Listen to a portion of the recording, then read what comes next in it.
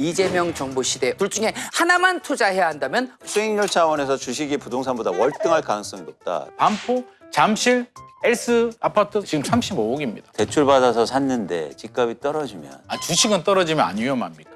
저는 이광수 대표님 생각에 위험하죠. 뭐든지 공감할 떨어지면 위험하긴 합니다. 지금 상대 상대적으로 비교하는 거잖아요. 주식이 더 위험하죠.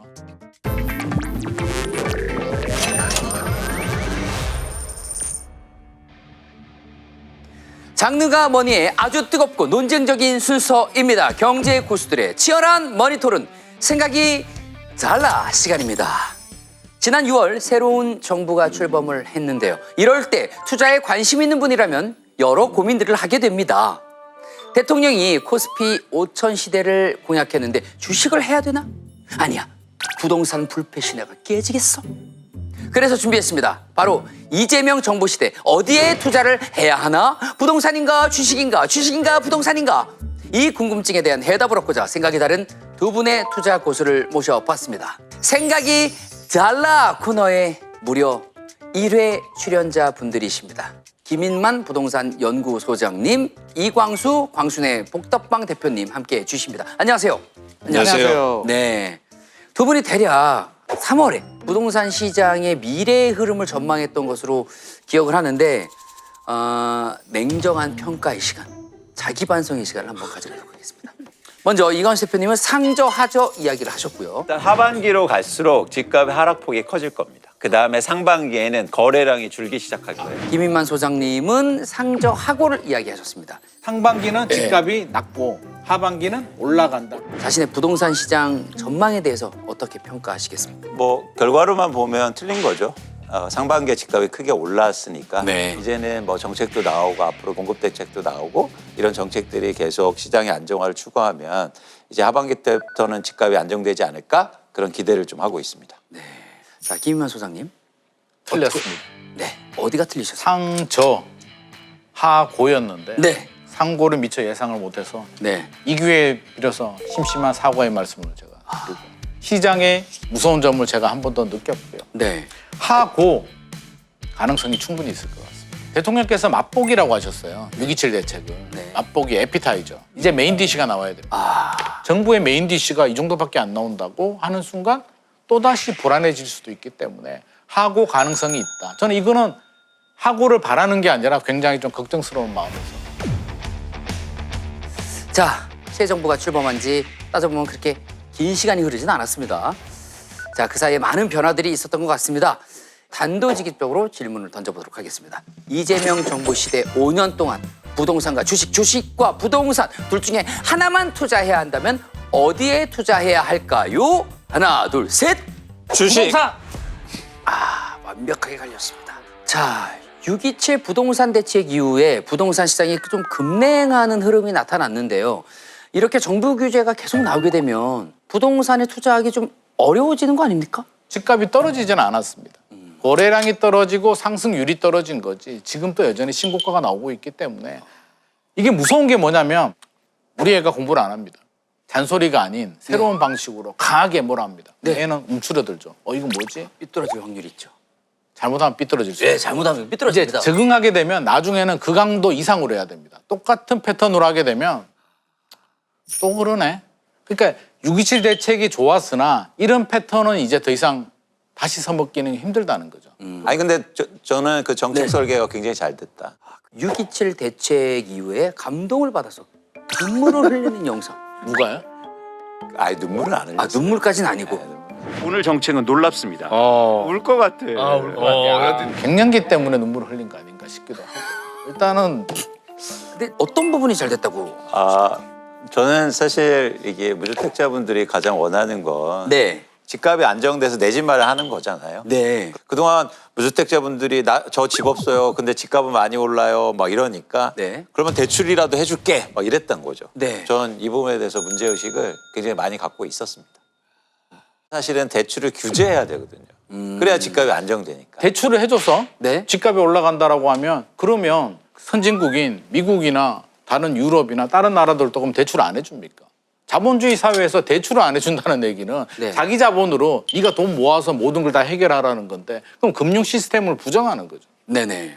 대출이 긍정적인 효과도 저는 있다라고 생각을 합니다. 네. 대출을 받아서 내 집 마련하고 우리 가족이 잘 살고 있다가 집값이 좀 올라갈 수도 있는 거죠. 그러니까 긍정 효과는 있다. 모두 양면성이잖아요. 네. 너무 부정적으로 보는 부분에 대해서는 저는 근데 사실 방금 광수 소장님이 얘기해 주신 것처럼 그만큼 대출 규제가 풀리면 기회가 많아져서 집값이 올라가는 거는 약간 수순 아닙니까? 대출이 풀어져서 집값이 올라갔을 수도 있으나 기본적으로 수요와 공급이 안 맞아서 경제는 수요와 공급이잖아요. 그렇죠. 서울에 많은 일자리와 양질의 대학교 네. 여러 가지 인프라들이 다 몰려 있으니까 서울로 수요들이 몰려드는 거고 공급이 부족하니까 집값이 올라가는데 아 오지 마 고속도로 막고 내려가 서울 복잡하니까 오지 마 폐쇄하고 네. 그렇게 할 수는 없는 거고 그렇죠. 그렇게는 안 그러면 되죠. 공급을 늘려야 되는데 실제로 공급이 늘리기도 좀 쉽지 않다. 그러면 유일한 방법은 제 생각에는 매물을 많이 나올 수 있게. 그러면 집주인들이 매물을 나올 수 있는 방법은 보유세를 좀 올리고 양도세를 좀 내려줘야 되는데 양도세를 내리려면 또 부자 감세 논란이 있기 때문에 매물이 나오는 것도 쉽지 않겠다. 최근에 증여가 늘어났거든요. 강남구, 서초구, 송파구의 증여 건수가 늘어났습니다. 네. 그 얘기는 집을 가지신 분들이 집값 상승에 베팅을 하고 있습니다.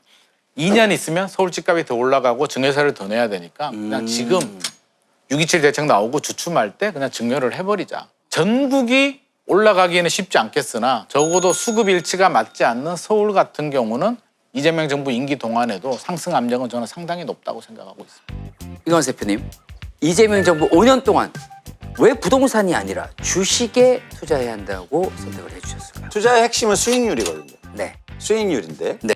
저는 수익률 차원에서 주식이 부동산보다 월등할 가능성이 높다라고. 주식이 월등하다고요? 그렇죠. 네. 그렇죠. 네. 왜 그렇게 생각하십니까? 부동산이 이제 오를 대로 올랐다 이겁니까? 그것뿐만 아니라 네. 결국에는 투자를 할 때는 확률 높은 쪽에 투자를 해야 되잖아요. 네. 그때는 어떤 게 가장 중요한 기준이냐면 저평가가 기준이에요. 일부 지역의 좋은 지역은 가격이 너무 비싸다. 아파트는. 네. 그래서 여기서 더 오르고 수익률이 높게 날 확률은 적다고 보는 거고요. 반면에 한국의 주식시장은 굉장히 저평가되어 있어요. 네. 전 세계에서 우리나라하고 비슷한 경제 규모와 주식시장 상황을 비교할 수 있는 나라 중에서 가장 쌉니다. 가장 싸다고요. 그렇습니까? 그러면 싼 걸 사는 거예요. 지금 사자는 거예요. 네. 그러면은 올라갈 확률이 높은 거죠. 자, 이재명 정부가 기업 지배구조 개혁하겠다고 했습니다. 요거 주식시장에 어떻게 또 영향이 미쳐질까요? 그게 핵심이에요. 왜냐하면 한국의 기업들이 왜 저평가돼 있냐. 네. 지배구조가 엉망이기 때문이다. 주주들을 무시하고 네. 대주주가 회사를 독점하고 의사결정을 혼자 하고 네. 그러다 보니까 그 투자자들이 그 회사의 가치를 인정해주지 않았다는 거죠. 그런데 지배구조를 변화시키고 상법을 개정하고 이런 과정 등을 통해서 주주를 이렇게 우회해주고 그렇게 회사가 변모하면 저평가가 해소될 수 있다고 보는 거죠. 소장님, 뉴스를 보면 새 정부는 부동산보다는 주식시장에 좀 더 생각이 좀 많은 것 같습니다. 왜 주식보다는 부동산 투자를 해야 한다고 선택을 해 주셨을까요? 저는 주식도 해야 된다고 봅니다. 네. 이분법으로 주식은 하지 말고 부동산만 해야 되고 이런 논리는 아닌데 지금 굳이 저희 그런 논리로 가고 있습니다. 그런 논리로 간다고? 네, 둘 중에 하나만 선택. 양극단이에요? 예예예. 그래도 부동산을 해야 됩니다. 아 그래도 부동산입니까? 그럼요. 주식 같은 경우는 장기 보유가 쉽지 않습니다. 조금만 떨어지는 구간이 나와도 일반 개인들은 어떤 철학이나 어떤 그런 전략이 있는 것이 아니기 때문에 팝니다. 팔고 나면 또 올라가요. 그렇죠. 부동산 같은 경우는 만약에 떨어지는 구간이 나오더라도 안 팔립니다. 안 팔려요. 팔고 싶어도 안 팔려. 네. 어쩔 수 없이 가지고 가다가 장기 보유가 됐는데 집값이 올라가 있는 경우들이 많습니다. 김하 소장님 말씀에 두 가지 문제가 있어요. 일단 첫 번째는 뭐냐면 지금 이 말씀을 하시는 거잖아요. 지금까지 올랐다 봐라. 더 오를 거다. 사실 이렇게 미래가 규정되거나 전망되면 안 된다는 거죠. 네. 그러니까 원칙적으로, 원론적으로 보면. 두 번째는 주식이 문제가 아니라 주식하는 사람이 문제였던 거죠. 제 주변은요, 주식해서 돈 번 사람이 훨씬 많습니다. 어르신들이 야, 주식하면 다 사기꾼들이야. 네네네. 전 증권사 다녔거든요. 증권사 다니면 다 사기꾼이래요. 네. 그 근거를 보면 내가 주식해서 잃었다는 거래요. 그렇죠. 아니 그거는 주식이 잘못된 게 아니고 주식을 잘못하신 거예요. 증권회사가 잘못했네. 아니 그게 아니라니까. 상품 그 얘기가 아니라 가입하세요. 막 이렇게 하잖아. 그 얘기가 아니라 주식을 내가 못한다고 해서 주식이 나쁜 건 아니다. 네. 자, 그렇다면 김희환 소장님, 이미 오를 대로 오른 집값, 지금 투자하는 거 좀 너무 무모하거나 좀 위험한 거 아닙니까? 아까 저평가라고 했잖아요. 주식도 저평가, 주식을 저평가라고 했는데 네. 사실 기준에 따라서 물론 주식이 저평가일 수는 있어요. 한국 주식이. 네. 또 올라갈 가능성도 저는 충분히 그걸 있다고 인정하십니까? 봅니다. 네. 네. 투자해도 괜찮습니다. 네. 하세요. 저평가인데 지금 당장 사. 저는 하지 않겠습니다. 왜 안 합니까? 전 그냥 이제 바꾸면 돼요. 하실 수 있다고요. 네. 희망을 가지셔야죠. 넥타이 오늘 좋습니다. 넥타이. 일부러 파란색을 피했습니다. 일단 주식 같은 경우도 뭐 충분히 올라갈 가능성 저는 충분히 있다고 생각을 하고요. 네. 우리나라 주식이 문제 있다는 점 저 충분히 공감은 합니다만 집값이 최근에 많이 올랐다고 해서 이 가격은 고평가야. 가치가 없어라고 단정 짓기에는 그러면 지금 테슬라나 엔비디아 주식이 고평가입니까 아닙니까? 그걸 누가 알아요? 앞으로 실적이나 AI 시대에 따라서 더 올라갈 수도 있는 거죠. 집값도 마찬가지죠. 아, 강남 집값 너무 비싸. 잠실 아파트 전용 8사가 25억이 말이 돼? 그게 불과 작년만 하더라도 그렇게 얘기를 했는데 지금 35억입니다. 저도 아, 이게 뭐지? 라는 생각은 듭니다. 그럼에도 불구하고 야 35억은 고평가야 사지 마 말도 안 돼 라고 단정 지을 수가 없는 게 전국에 있는 돈을 한강벨트가 빨아들이고 있단 말이에요. 저성장에 경기 침체에 돈이 갈 곳이 없기 때문에 돈 있는 사람들이 확실한 곳으로 들어갑니다. 네. 대출 규제 다른 지역들은 영향을 받아도 한강벨트 지역들은 이미 증여나 다른 자산을 통해서 소득시장에서 자산시장으로 이동을 했기 때문에 이런 수요가 뒷받침되는 시장들은 그렇지 않다는 점. 제가 뭐 옹호한다는 게 아니라 네. 상황이 그렇습니다. 김환 소장님이 수요가 많다라는 거를 전제하고 하시는데 수요가 줄고 있습니다. 어디가요? 부동산은요. 서울이? 예. 어느 어디 수요가 좀 그래서 거래량이 준 거잖아요. 매물이 줄어드는 건 이제 집주인들이 아니 매물을 상황에 주는 게 아니라 따라서 수요 얘기를 하고 있잖아요. 네네. 매물 얘기 다 안 했는데. 자, 서울에 수요가 줄고 있어요. 네, 어떤 어떤 수요냐면 아파트를 살 수 있는 수요예요. 그게 왜 주냐고요. 가격이 오르니까. 그 대출이 규제되고. 그렇죠. 그러니까 대출 이게 규제가 나오고 중요한 거예요. 일시적으로 관망을 하는 거지 그걸 줄었다고 얘기를 하면 아니요. 인구 변화를 보세요. 아니요. 서울 인구가 살 수 줄어도 없는 인구예요. 뭘 살 그래서 수가 없어요. 무주택자 비율이 증가한 거예요, 서울에. 그 돈을 그렇게- 따라갈 수 있는 사람이 제한적일 것이다. 그게 주식과 라고. 부동산의 가장 큰 차이예요. 주식은요, 오를수록 수요가 증가해요. 오를수록. 예. 아 근데 부동산은 지금 오를수록 이광수 수요가 대표님은 줄어들 확률이 부동산을 있다. 주식화하고 보고 있는 거예요. 지금 대출 규제 6억으로 막아도 강남에 신고가가 나와요. 사는 아니, 사람이 신고가를 있어요. 얘기하지 말고 수요가 거래량이 줄었습니까, 안 줄었습니까? 자, 수요가 줄고 그러면- 있는 건 이게 여기서 혼동하지 마세요. 이게- 사고 싶은 수요랑 네. 살 수 있는 수요는 달라요. 그렇지 아, 이게 않습니다. 그러니까 이제 이견이 조금 있으신 것 같은데 이제 아니, 많이 있습니다. 주식 이야기를 살짝 발담궜다 다시 돌아오겠습니다. 네네. 자 이광수 대표님, 네. 새 정부가 코스피 5천 시대라는 비전을 가지고 상법 개정을 진행을 하고 있죠 지금. 네. 생각보다 좀 약한 거 아니냐라는 의견이 있습니다. 그런데도 코스피 5천이 가능할 거라고 보십니까? 임기 내에? 가능성이 굉장히 높다고 보는데요. 네. 일단 지금의 속도가 느리다고 하는데 속도가 굉장히 빠른 거예요. 아 지금 빠른 겁니까? 네. 왜냐하면 2달이 지났는데 상법 개정을 벌써 2차에 걸치고 3차 얘기를 하고 네네. 이러고 있거든요. 근데 이제 비교 차원에서 일본 같은 경우에 10년 동안요. 니케이 225 지수가 4배가 올랐어요.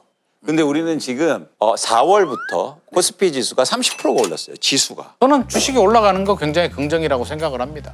하지만 이게 5천까지 가려면 뭐 상법 개정 정도로 저는 현실적으로 좀 쉽지 않을 것 같고요. 또 다른 모멘텀이 필요한데 우리 지금 내수 경기 침체에다가 관세에다가 저는 단기 조정의 과정을 올 때가 됐다. 근데 이 중요한 게 또 대외 변수가 있습니다. 이게 맞습니다. 이거는 뭐 우리의 정책도 아니고 말 그대로 바깥집에서 오는 거잖아요. 결국은 불확실성이 크다는 거잖아요. 그렇습니다. 불확실성이 클 때는 유동성이 높은 자산이 좋아요.